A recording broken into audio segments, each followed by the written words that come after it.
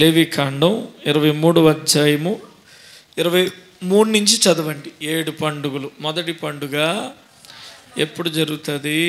నీసాను మాసం 14వ తారీఖు సాయంకాలం జరుగుతుంది. పస్కా పశువు వధిస్తారు. దాన్ని మనం అగ్ని చేత కాల్చి తినాలి, నీటితోటి ఉడికించకూడదు.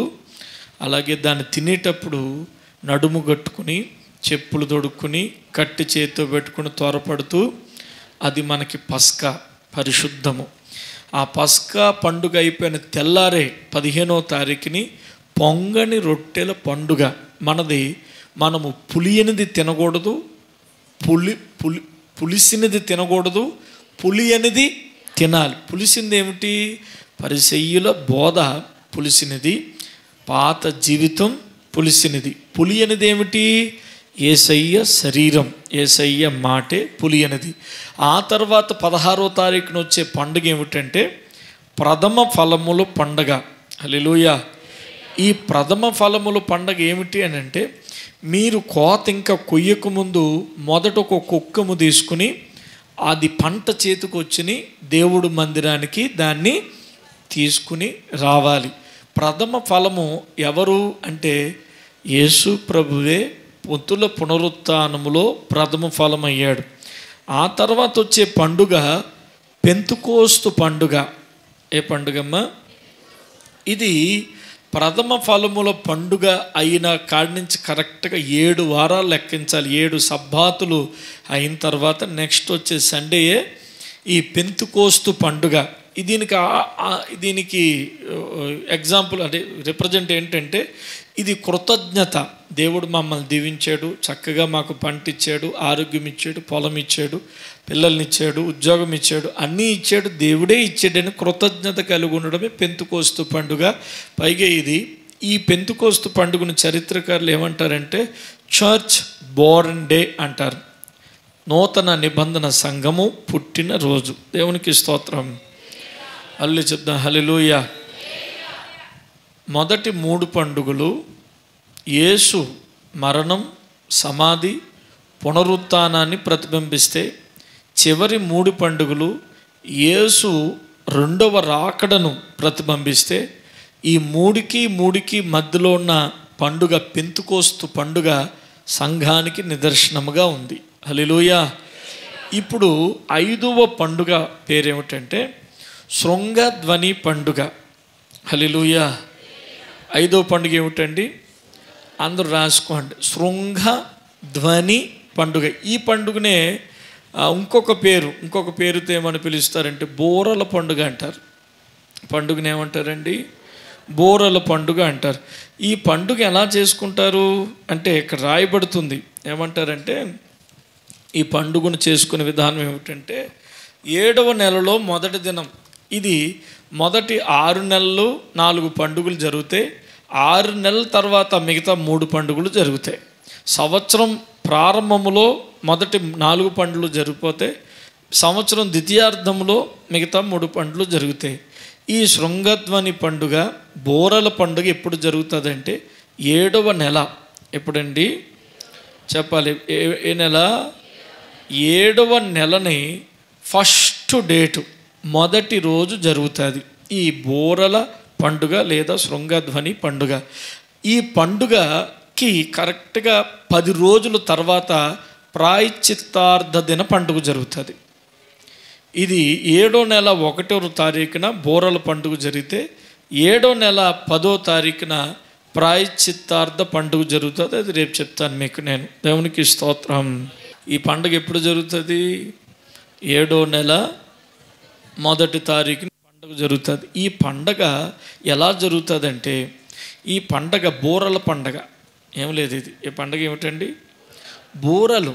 ఈ బోరలు ఊదేటువంటి క్రమాన్ని, పద్ధతిని యెహోవా దేవుడు వారికి అప్పగించి అదొక పండగగానే చేసేసాడు. ఈ బోరలు ఊదుట అనేది ఒక పండగగానే చేసేసాడు. ఎవరు ఊదుతారు బోరలు అంటే యాజకులు తప్ప ఎవరు కూడా బోరలు ఊదడానికి వీల్లేదు.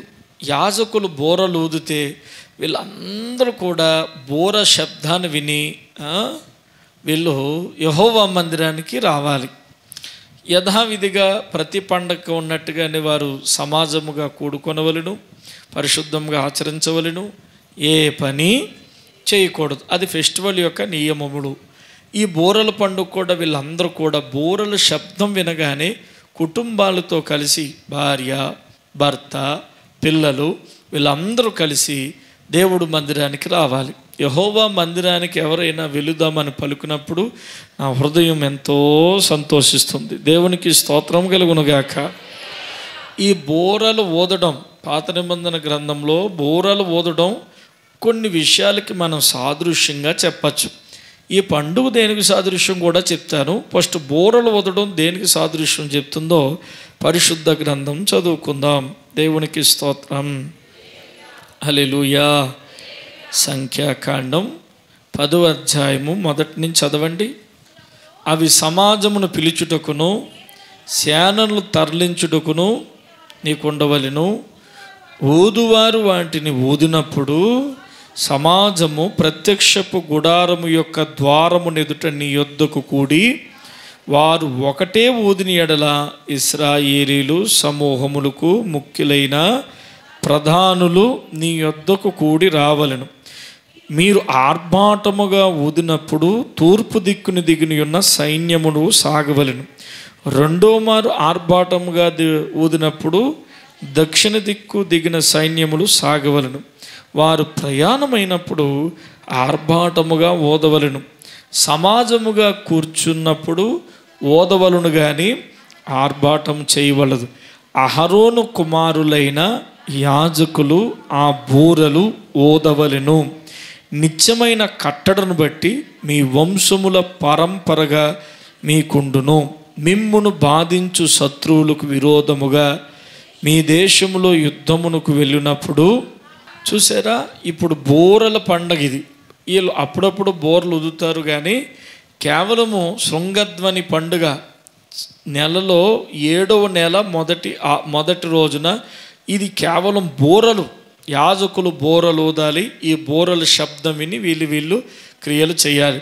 ఈ బూరలు దేనికి సాదృశ్యం? దేవుడు ఎందుకు ఈ బూరలు ఇచ్చాడు?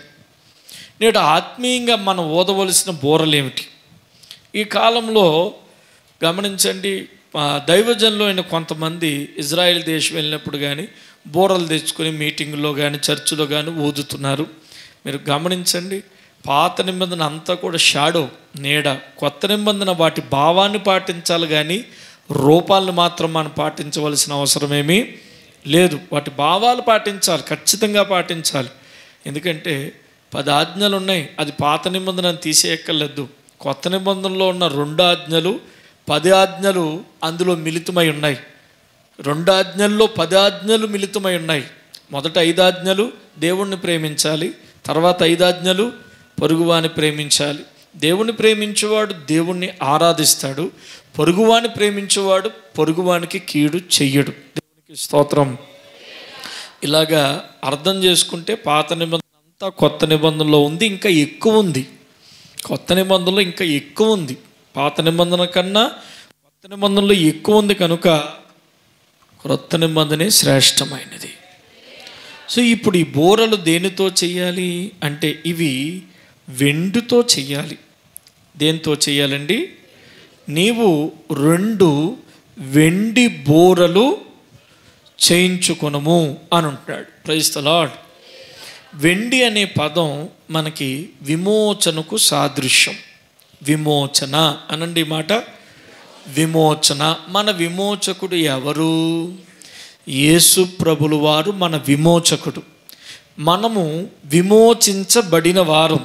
విమోచన ధ్వని, ఆ బూరలు ఊదడం అంటే వెండి బూరలతో ఆ శబ్దాలు వస్తాయి కనుక ఆ శబ్దం ఇట్లా చూడాలి. ఆ శబ్దం మనకి ఏమి సూచిస్తుందంటే అది విమోచన శబ్దం. అదొక అంగలార్పు లేదా పాపపు శబ్దాలు కాదు.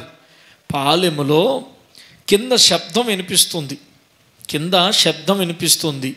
వాళ్ళు కొండ మీద ఉన్నారు. ఎవరెవరున్నారు? మోషే ఉన్నాడు. మోషే పరిచారకుడైన యెహోషువని దేవుడు చాలా దీవించాడు. ఎందుకు దీవించాడు తెలుసా? తన యజమానుడి దగ్గర ఎప్పుడు యెహోషువ చేతులు కట్టే ఉన్నాడు. తన యజమానుడి దగ్గర యెహోషువ ఎప్పుడు కూడా చాలా దీనత్వంగా వాక్య ప్రకారంగా నడుచుకుంటూ ఉన్నాడు. నీకు ఆశీర్వాదం రావాలంటే నీ దైవజనుడి దగ్గర నువ్వు ఉండవలసిన క్రమంగా ఉంటే నిన్ను చాలా హెచ్చుగా దేవుడు దీవిస్తాడు. పైనున్న యెహోషువ మోషేతో అంటున్నాడు, అయ్యా కింద ఏదో శబ్దం వినబడుతుందే, క్రింద ఏదో శబ్దం, అది వాళ్ళు కూడా బోరలు ఊదుతున్నారు, అరుపులు అరుస్తున్నారు, కేకలు వేస్తున్నారు, రకరకాల డప్పులు వాయిస్తున్నారు, ఏదో శబ్దం వినబడుతుంది, అది యుద్ధ శబ్దమా అని అన్నాడు.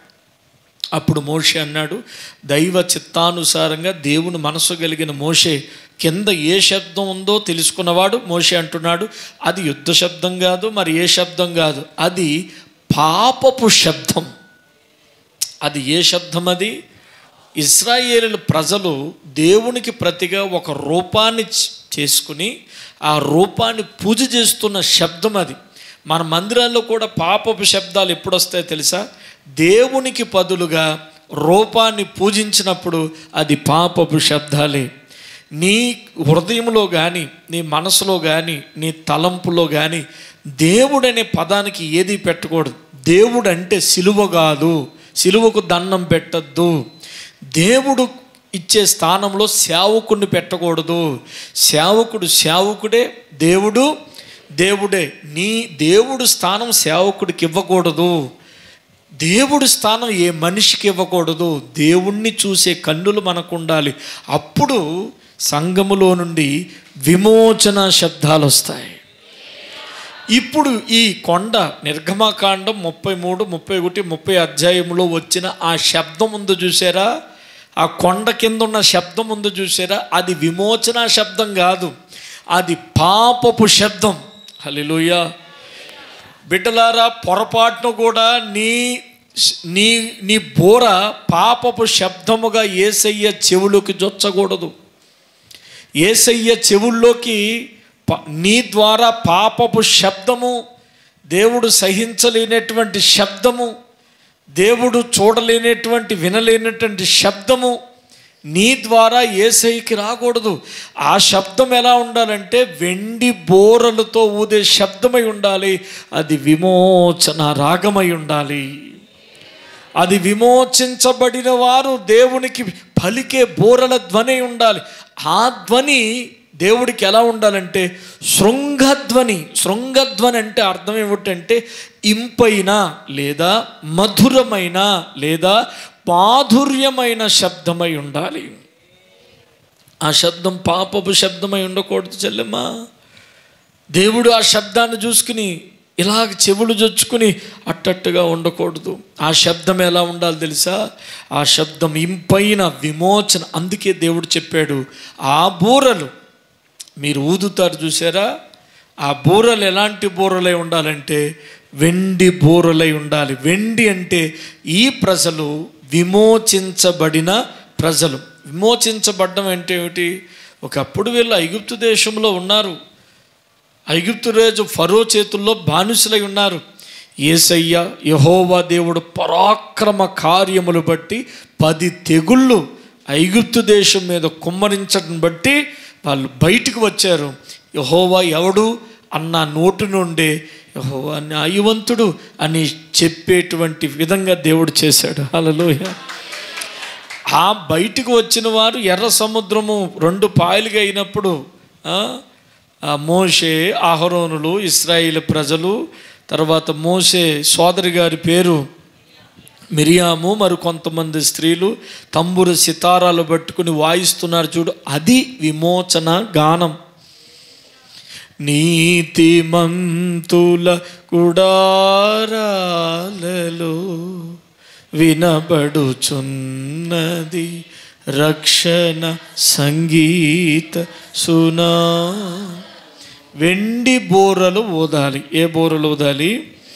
నీవు విమోచించబడ్డావు. విమోచించబడ్డావంటే అర్థం ఏమిటో తెలుసా? నీ నాయకుడు యేసయ్యా. బోర దేనికి సాదృశ్యమో చెప్తున్నాను వినండి. బోర దేనికి సాదృశ్యం అంటే ఇటు దేవుడికి ఇటు ప్రజలకి కలిపేటువంటి శబ్దం బోర. దేవునికి స్తోత్రం. మీరు వింటున్నారా? అర్థమవుతుందా? ఈ శృంగధ్వని పండుగ లేదా బూరల పండుగ ఎందుకు చేయమన్నాడంటే ఒక బూరధ్వని ఒక బూరధ్వని దేవుణ్ణి మనిషిని, దేవుణ్ణి భక్తుణ్ణి మధ్యకి రిలేషన్ పెంచేదే ఈ ధ్వని. ఈ ధ్వని ఇటు విశ్వాసికి ఒక రకమైన ఫీలింగ్ ఏమంటారు, ఒక రకమైన అథారిటీ లేదా కాన్ఫిడెంట్. ఈ బోరకి ఖచ్చితంగా నా దేవుడు కనెక్ట్ అవుతాడని కాన్ఫిడెంట్. అటు దేవుడు కూడా ఈ బోర వినబడగానే ఆ దేవుడు కూడా ఇమ్మీడియట్లీ రియాక్ట్ అయ్యేటువంటి పరిస్థితి ఉంది. దేవుడికి ఎటువంటి సంబంధం ఉంది, భక్తులకు ఎటువంటి సంబంధం ఉంది, ఈ బోర 2 విషయాలు చూద్దాం. ఇదే 10వ అధ్యాయంలో చాలా విషయాలు ఉన్నాయి, కొన్ని విషయాలు మనం నేర్చుకుందాం. బూరలు బూరలు బూరలు యాజకులు బూరలు ఊదుతున్నారు. ఈ బూరలు యాజకుడు బూర ఊదగానే ఇశ్రాయేలీలు ప్రజలు ఎక్కడున్నా ఎటువంటి పరిస్థితులున్నా ఆ బూరధ్వనికి ఇమ్మీడియట్లీ అలర్ట్ కావాలి. అంటే ఇది వార్నింగ్ బెల్ కింద లెక్క, వార్నింగ్ బెల్ కింద లెక్క. యాజకుడు బోరొద్దుతున్నాడు. అన్ని గోత్రముల వారు ఆ బోర కూడా సిగ్నల్ ఉంటుంది. ఒకసారి ఊదితే ఎవరు కదలాలి, 2 సార్లు ఊదితే ఎవరు కదవాలి, ఆర్భాటంగా ఊదితే ఏం చేయాలి, నార్మల్గా ఊదితే ఏం చేయాలి. ఆ బోరధ్వని ఖచ్చితంగా ఇశ్రాయేలు ప్రజలు ఖచ్చితంగా తెలుసది. ఆ బోరధ్వని బయట వాళ్ళుగా ఏ బోర్లేంటి, ఈ ధ్వనిలు ఏమిటి అని బయట వాళ్ళు కన్ఫ్యూజ్ పడతారు. దేవుని బిడ్డలకు ఖచ్చితంగా ఈ బోర ఏమిటనేది ఆ బిడ్డకే తెలుసు. మళ్ళా చెప్తున్నాను వినండి, బోర ధ్వని అటు దేవుడు కనిపెడతాడు, ఇటు భక్తుడు కూడా కనిపెడతాడు.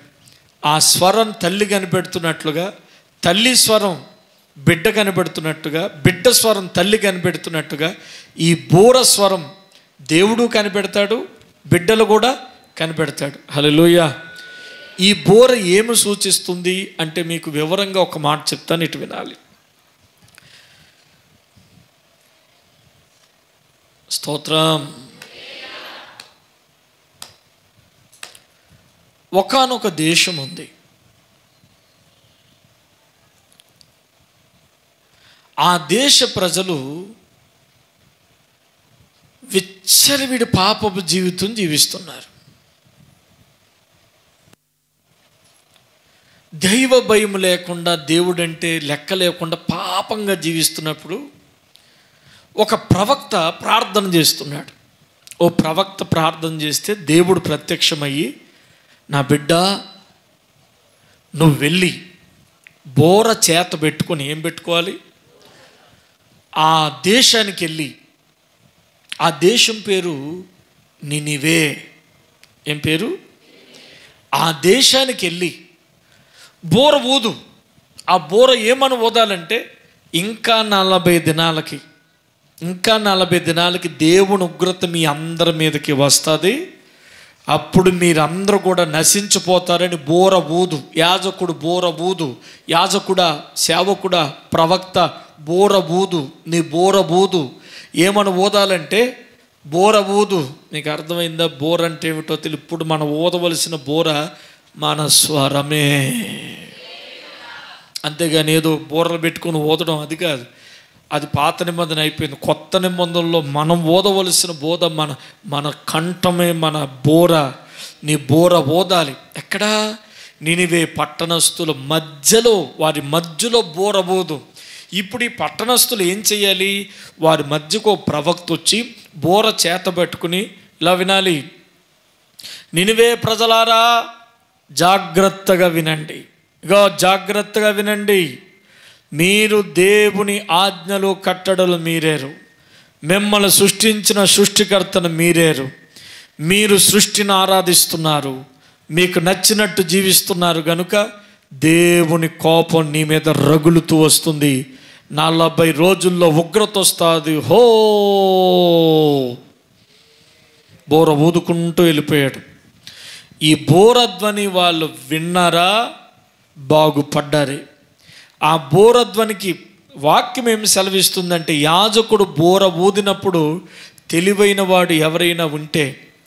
మనసున్నవాడు ఎవరైనా ఉంటే, వాక్యం తెలిసిన వాడు ఎవరైనా ఉంటే అక్కడికక్కడే ఎలక్ట్ కావాలి.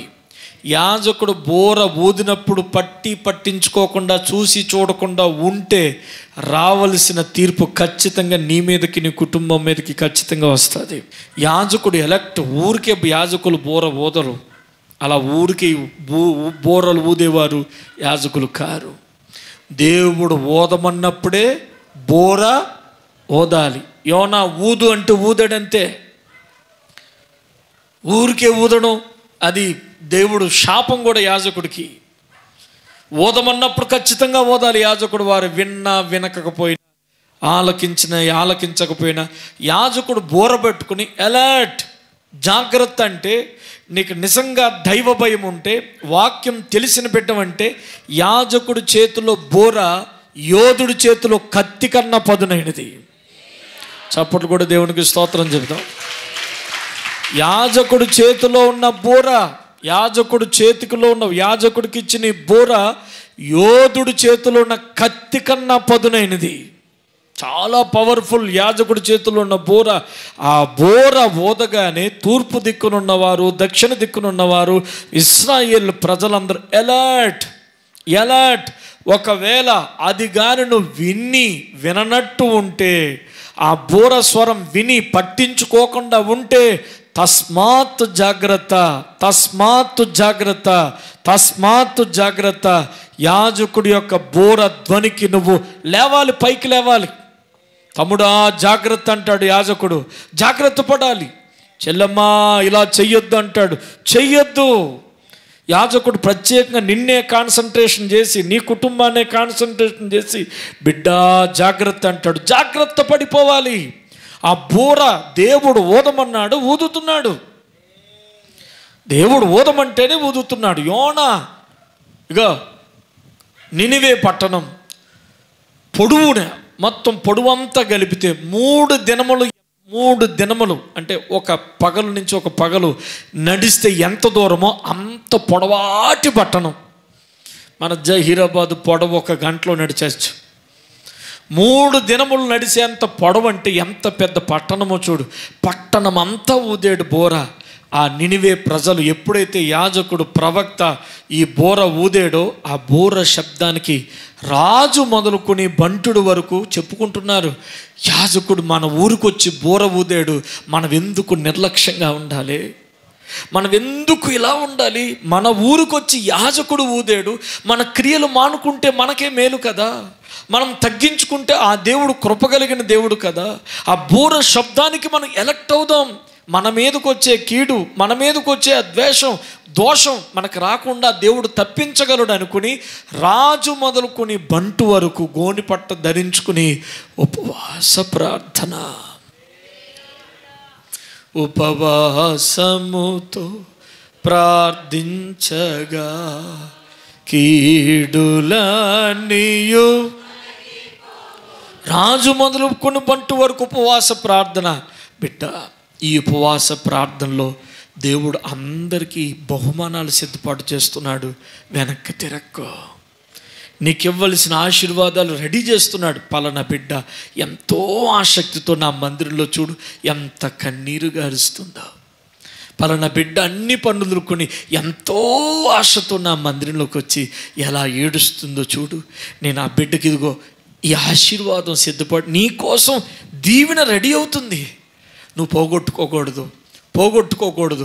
కనిపెట్టుకొని పరుగు మందు ఖచ్చితంగా ఓపికతో పరిగెడితేనే బహుమానం. నేను పరిగెట్టలేనని సగం దూరం పరిగెట్టి వెనక్కి వెళ్ళిపోయావనుకో, ఎప్పుడు కూడా నీ వీపుని శత్రువుకు చూపించొద్దు, బాణాలు గుచ్చుకుంటాయి. ఇలాగే నిలబడాలి. ఎందుకో తెలుసా? ఇలాగే నిలబడితే మనకి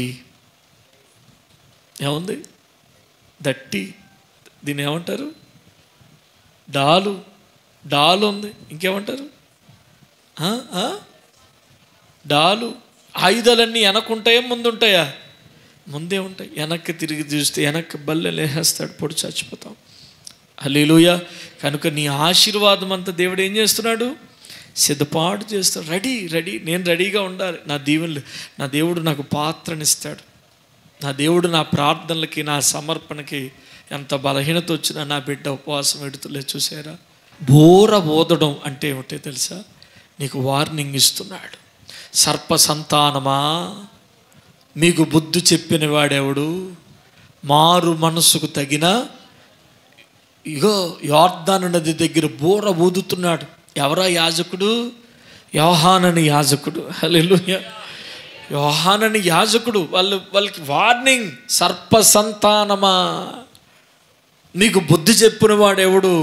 మారు మనస్సుకు తగిన ఫలములు భరించడు. ఇప్పుడే గొడ్డలి చెట్టు వేరున ఉంచబడి ఉన్నది. ఈ మాట వింటే బాగా, వినకపోతే చెట్టు నరికి ఈ చెట్టుని అగ్నిలో పడేస్తాడు. మీరు సమ్మతించి ఈ రోజున మీరు సమ్మతించి, మీ మనసులో ఉన్న అసమ్మతులని పక్కన పెట్టి మీరు సమ్మతించి నా మాట వింటే, ఎవరి మాట? బోర ఎవరు ఊదమన్నారు? యోనాని ఊదుతున్న బోరధ్వని ఎవరిది? బాప్తిస్మిచ్చి యోహాను యోర్దాను నది దగ్గర ఊదుతున్న బోరధ్వని ఎవరిది? మీరు సమ్మతించిన మాట వింటే దేశం యొక్క మంచి పదార్థములన్నీ మీరు భుజిస్తారు. దేవునికి స్తోత్రం. అది బోరధ్వని. యేసు ప్రభు కూడా బోర ఊదాడు. మార్కు సువార్తలో ఊదాడు. ఏమిటా బోర తెలుసా? కాలము సంపూర్ణమై ఉన్నది, మారు మనసు పొంది దేవుని రాజ్యము సమీపించున్నది. ఇది యేసు ప్రభులు వారు ఊదిన బోరధ్వని. పౌలు కూడా ఊదాడు బోర, పేతురు కూడా ఊదాడు బోర, నేను కూడా ఊదుతున్నాను బోర, సేవకులు ఎంతోమంది ఊదుతున్నారు బోర. ఈ బోర అర్థం ఏమిటో తెలుసా? కమాన్, ఎలక్ట్ అవ్వండి. దేవుడు మాట ఇదిగో, ఈ మాట వినండి, మరలుకోండి. మీరు దేవుని తట్టు తిరిగిన ఎడల ఆయన మీ తట్టు, దేవుని వైపు చేతులు చాపిన ఎడల ఆయన కరుణావాత్సల్యుడు గనుక ఖచ్చితంగా మిమ్మల్ని దేవుడు దీవిస్తాడు. హల్లెలూయా. బోర ఊదడం అనే దానికి రెండవ అర్థం చెప్తున్నాను చూడండి. పరిశుద్ధ గ్రంథంలో 9వ వచనం, సంఖ్యాకాండం 10వ అధ్యాయం 9వ వచనం. హల్లెలూయా.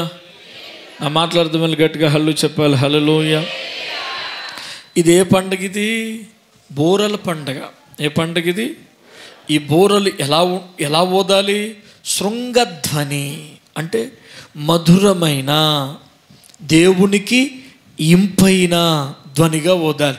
ఈ బోర ఊదినప్పుడు ఒకటి దేవుడి హెచ్చరికని మానవుడు జ్ఞాపకం చేసుకుంటారు. దేవుడు పిలుస్తున్నాడు, దేవుడు స్వరం ఎత్తుతున్నాడు, దేవుడు ఏదో చెప్తున్నాడు, సమాచారం ఏదో ఉంది. అందుకే యాజకులు బోరూదుతున్నారు. గుడారాల్లో నుంచి బయటికి రావాలి. అది యుద్ధం కావచ్చు, పోరాటం కావచ్చు, పయనం కావచ్చు, మందిరంలో కూర్చునే విధానం కావచ్చు. ఆ బోరధ్వని వినగానే నువ్వు బయటికి రావాలి. దేవునికి స్తోత్రం. ఇటు దేవుని పక్షాన చూద్దాం. ఈ బోరధ్వని వినగానే అంటున్నాడు, మీరు ఆ బోర శబ్దం వినగానే దేవుడు మిమ్మల్ని జ్ఞాపకము చేసుకుని మీ శత్రువుల చేతిలో నుండి మిమ్మల్ని రక్షిస్తాడు. చప్పట్లు కొట్టి దేవునికి స్తోత్రం చెబుదాం. చూసారా? ఈ బోరధ్వని వినగానే మనం బయటికి రావాలని నేర్చుకున్నాం. రెండోదిగా అంటున్నాడు, దేవుడు అంటున్నాడు, మీరు ఊదే బోరధ్వని వినగానే, తమ్ముడా వింటున్నావా? మీరు ఊదే బోరల ధ్వని వినగానే దేవుడు మిమ్మల్ని జ్ఞాపకం చేసుకుని ఆయన మీ శత్రువుల చేతిలో నుండి మిమ్మల్ని, మీకు బాగా అర్థం అవడానికి ఒక మాట చెప్తాను, మీకు అర్థమైపోతుంది. Praise the lord. యుద్ధం జరుగుతుంది ఇద్దరు రాజులకి. ఇశ్రాయేలు రాజు, యోధా రాజు. లేదు, ఇశ్రాయేలు ఎవరు, యోధలు ఎవరు అని అనుకుంటున్నారా? ఒక ఇశ్రాయేలీలు దేవుడు వారే, యూదులు కూడా దేవుడు వారే. వీళ్ళిద్దరూ సొలొమోను కాలం తర్వాత విడిపోయి ఇశ్రాయేలు రాజు అలాగైపోయాడు, యోధా రాజు అలాగైపోయాడు. సో యుద్ధం జరుగుతుంది. యెరోబాముకి అక్కడున్న అబియాకి. చూస్తారా? దినవృత్తాంతాలు 13వ అధ్యాయం చూడండి. 2వ దినవృత్తాంతాలు 3వ వచనం. అబియాకు యెరోబామునకు యుద్ధము కలుగగా. ఎవరికి యుద్ధము చెప్పాలి? యుద్ధం ఎవరికి? అబియాకి, యెరోబాముకి. యెరోబాము ఎవరంటే ఇశ్రాయేలీల రాజు. అబియా ఎవరంటే యోధారాజు. ఇట్లా చూడాలి, మీకు అర్థమవుతుంది. ఇక చాలది, ఇంటికి వెళ్ళాక చదువుకోండి. క్లుప్తంగా మనకు సబ్జెక్ట్ ప్రకారంగా చెప్పేస్తాను. దేవునికి స్తోత్రం కలుగునుగాక, దేవునికి స్తోత్రం కలుగునుగాక. యెరోబామే అబియా మీద యుద్ధానికి వెళ్ళాడు. యెరోబాముకున్న అతిశయం ఏమిటో తెలుసా? అబియా అప్పటికి వయసులో చిన్నాడు. యెరోబాము తన తండ్రి కాలం నాటి వయసు కలిగిన వాడు. రెహబాము సమవయస్కుడు యెరోబాము. రెహబాము కొడుకు అబియా చిన్నవాడు. యెరోబాము అనుభవం కలిగిన వాడు. సైన్యం చాలా పెద్దది. ఈ అబియాను ఓడించేసి యోధా రాజ్యాన్ని అంతటిని కూడా స్వాధీనపరుచుకుందామని యెరోబాము తలస్తున్నాడు. పాపం అబియా బక్కోడు, అబియా బలహీనుడు, చిన్న పిల్లోడు, అనుభవం లేనోడు. అబియా అలా నిలబడ్డాడు. యుద్ధానికి వచ్చేసాడు యెరోబాము. అబియా ఒక్కసారి కళ్ళు మూసుకుని ఏమన్నాడో తెలుసా? యెరోబాము, నీకు సైన్యం ఉంది, నీకు బలం ఉంది కదా, సరే ఉండని. నాకేమన్నారో తెలుసా? నాకేముందో తెలుసా? నాకు దేవుని చేత ప్రతిష్ఠించబడిన యాజకులు ఉన్నారు, యాజకుల చేతిలో బోరలున్నాయి. అబ్బా, ఎంత చిన్నవాడైనా ఆత్మ సంబంధి, వయసు కాదు కావాల్సింది అక్కడ, ఆత్మ సంబంధమైన జ్ఞానం. మళ్ళా మాట ఇలా చూడు తల్లి, నీ జీవితంలో మర్చిపోలేని ఒక మాట చెప్తాను. నీకెన్ని కష్టాలు వచ్చినా, ఎంత పోరాటం వచ్చినా, అవతల నీ శత్రు ఎంత బలమైనడైనా ఒక మాట గుర్తుపెట్టుకో, ఒక మాట గుర్తుపెట్టుకో. నీ మనసు కానీ యాకోబు దేవుడి మీద ఆనుకొని ఉంటే, నీ మనసు కానీ యాకోబు దేవుడి మీద ఆనుకొని ఉంటే నిన్ను పూర్ణ శాంతి గలవానుగా మారుస్తాడు. అబియా చిన్నవాడే, కానీ యాకోబు దేవుడి మీద ఆనుకొని ప్రశాంతంగా ఉన్నాడు. ఏమన్నాడు తెలుసా? ఆలోచించుడి. ఎన్నో వచనం అమ్మ తల్లి? 12వ వచనం. ఆలోచించుడి, దేవుడే మాకు తోడై మాకు అధిపతిగా ఉన్నాడు. మీ మీద ఆర్భాటం చేయుటకై బూరలు పట్టుకుని ఊదునట్టి ఆయన యాజకులు మా పక్షమునున్నారు. చప్పట్లు కొట్టి గట్టిగా స్తోత్రం చెప్దాం. అబియాకి ధైర్యం ఖడ్గం కాదు, మళ్ళా చెప్తున్నాను, యోధుని చేతిలో ఉన్న ఖడ్గం కన్నా యాజకుడి చేతిలో ఉన్న బోర చాలా శక్తివంతమైనది. యాజకుడి చేతిలో ఉన్న బోర ఎంత శక్తివంతమైనదో అబియాకి అర్థమైంది. అబియా యెరోబాముకు చెప్తున్నాడు, యెరోబామ, నీ యోధులున్నారు, యోధుల చేతిలో ఖడ్గాలు ఉన్నాయి. మాకున్న బలం ఏమిటో తెలుసా? బోరలు పట్టుకుని ఊదేటువంటి దేవుని యాజకులు మాకు మా పక్షాన ఉన్నారు. హల్లెలూయా, హల్లెలూయా. ఏమిటా ధైర్యం? ఇక్కడ గమనించండి. యాజకులు ఎప్పుడైతే బూరలు ఊదుతున్నారో దాని అర్థం ఏమిటంటే, సంఖ్యాకాండం 10వ అధ్యాయం 9వ వచనం ప్రకారం, మీరు బూరలు ఊదినప్పుడు మీ దేవుడని యెహోవా మిమ్మల్ని జ్ఞాపకం చేసుకుని మీ శత్రువుల చేతిలో నుండి మిమ్మల్ని దేవుడు ఖచ్చితంగా విడిపిస్తాడు, తప్పిస్తాడు. చప్పట్లు కొడుతూ దేవునికి స్తోత్రం గట్టిగా హల్లెలూయా. ఇది బూరల పండుగ. వారు ఎందుకు బూరలు ఊదుతున్నారంటే, మేము బూర ఊదినప్పుడు మా దేవుడు ఎక్కడున్న దిగొచ్చేస్తాడు. అది యుద్ధమైన దిగొస్తాడు, అది సంబరమైన దిగొస్తాడు, అది కన్నీరైన దిగొస్తాడు, అది మా కుటుంబమైన మేము బూరలు ఊదినప్పుడు దిగి వస్తాడు. ఓ యాజకుడు ఉన్నాడు, ఆయన పేరు పౌలు. ఓ యాజకుడు ఉన్నాడు, ఆయన పేరు శీల. అర్ధరాత్రి 12 గంటలకు వారు బూరలు ఊదారు. ఏమిటా బూరలు? యెహోవా నా బల. అర్ధరాత్రి 12 గంటలకి. వీళ్ళకి ఏం పని ఉందండి 12 గంటలకు అనుకుంటున్నారు. వాళ్ళ ఇంట్లో బూరలు ఊదారు అనుకో, వాళ్ళు ఉన్న చెరసాల్లో బూరలు ఊదారు అనుకో, పొలంలో బూరలు ఊదారు అనుకో, ఎక్కడ బూరలు ఊదినా దేవుడు నిబంధన ఇది. నీవు బూర ఊదినప్పుడు అది సంకేతం ఏమిటో తెలుసా? నీ దేవుడైన యెహోవా నిన్ను జ్ఞాపకము చేసుకుని నీ శత్రువుల చేతుల నుండి ఖచ్చితంగా దేవుడు నిన్ను విడిపిస్తాడు. శత్రువుల ఎదుట దేవుడు నీకు భోజనము సిద్ధపాటు చేస్తాడు. నువ్వు బోర ఊది చూడు, నీ శత్రువులకి భయము కలుగుతాడు. యెహోవా భయము. ఆ కింద మన యెరోబాము అబియా యుద్ధము మనం చూడగా, యెహోవా భయము వారికి కలుగగా, యెహోవా భయము వారి శత్రువులకి కలుగగా, వారి బోర ఊదగా యెహోవా వారి మధ్యలోకి దిగి వచ్చాడు. పౌలు శీలలు బోరలు ఊదగా అర్ధరాత్రి వారు బోరలు ఊదగగా యెహోవా వారి మధ్యకి దిగి వచ్చాడు. సంగమా మీరు బోరలు ఊదుతున్నప్పుడు దానికి సంకేతం ఏమిటంటే మీ దేవుడు మీ మధ్యలోకి దిగి వస్తాడు. మిమ్మల్ని జ్ఞాపకం చేసుకొని ఈరోజు నీకు ఇవ్వబడుతున్న వెండి బోర కాదు, నీకు ఇచ్చిన హృదయము ద్వారా వచ్చే, నీ స్వరము ద్వారా వచ్చే ఆ గలము దేవుని వేస్తున్న కేక ఉందో చూసేవా, ఆ పిలుపు ఉందో చూసేవా. దావీదు కుమారుడా, ఎక్కడి నుంచి పిలిచాడో తెలుసా? కడుపులో నుంచి పిలిచాడు. దావీదు కుమారుడా. బోర ఊదినప్పుడు కూడా అది మామూలుగా ఊదితే అది శబ్దం రాదు. ఊపిరంతా పీల్చుకుని బిగపెట్టుకుని ఊదితేనే ఆ శబ్దం బయటకు వస్తుంది. హల్లెలూయా. అందుకే నేను నీకు చెప్తా ఉంటాను, అమ్మా ప్రార్థన కడుపులో నుంచి రావాలి, హృదయంలో నుంచి రావాలి. విరిగి నలిగి చెయ్యాలంటే ఉత్తుత్తి బోరలో అవి ఊదపడవు. నీ బోర ఊదపడ్డం అంటే దేవుణ్ణి పిలుస్తున్నావు, కదిలిస్తున్నావు. దేవుడు అంటున్నాడు, బిడ్డ బోర ఊదుతుంది గనుక నేను వెళ్ళాలి, నా బిడ్డ అక్కడ ఏడుస్తుంది, నేను వెళ్ళాలి, నా బిడ్డ బోర ఊదుతుంది, నేను వెళ్ళాలి, నేను జ్ఞాపకం చేసుకోవాలి. దేవునికి స్తోత్రం కలుగునుగాక. బోరలు ఊదుట అనేది అర్థం. హల్లెలూయా. మొదటిది దేవుని పిలుపు, తర్వాతది దేవుడు నిన్ను జ్ఞాపకం చేసుకుంటున్నాడని అర్థం.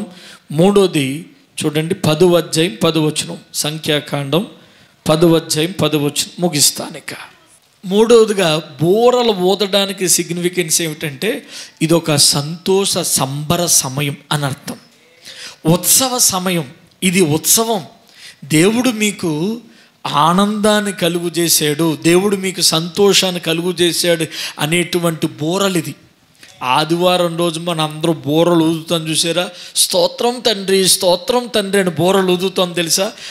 ఆ బోరల యొక్క సూచన ఏమిటంటే మమ్మల్ని మా దేవుడు కాపాడాడు, మా దేవునికి స్తోత్రం, ఆయన కృప మాకు తోడుగా ఉంచాడు, మా దేవునికి స్తోత్రం, మా దేవుడు మాకు ఆరోగ్యం ఇచ్చాడు, మా దేవునికి స్తోత్రం.